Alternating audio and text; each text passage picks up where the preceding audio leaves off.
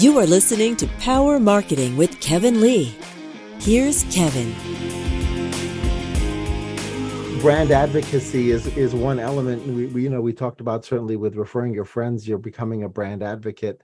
Are there any best practices around creating communities outside of the dashboard where people sort of participate in brand advocacy, within a separate community, either on a particular social media platform or within any other platform where they can sort of be part of a community?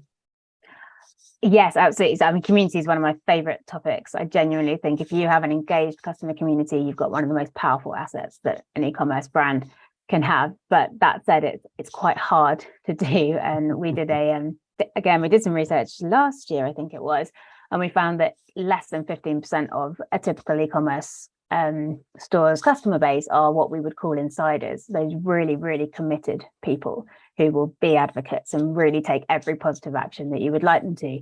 But the good news was around about 50% are in the category below, so not far off being moved across.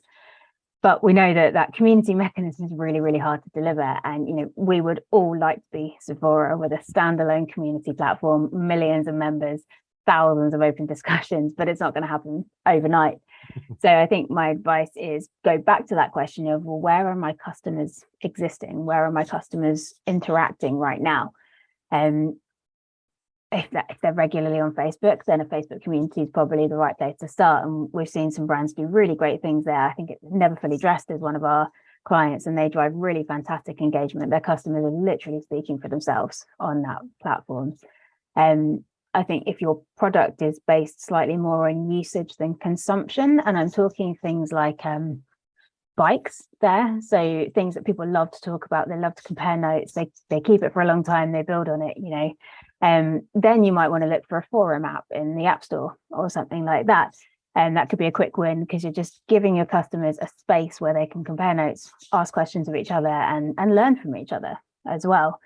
But if your customers are much trendier than me, they might be on Instagram, they might be on TikTok. It really depends where they are.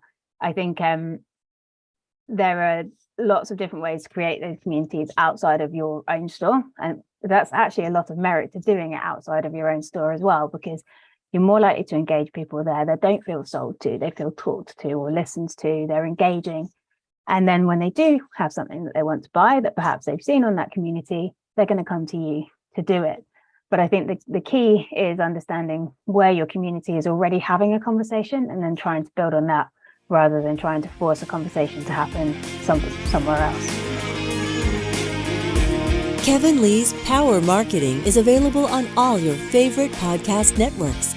Kevin loves helping businesses excel at marketing. Having marketing challenges?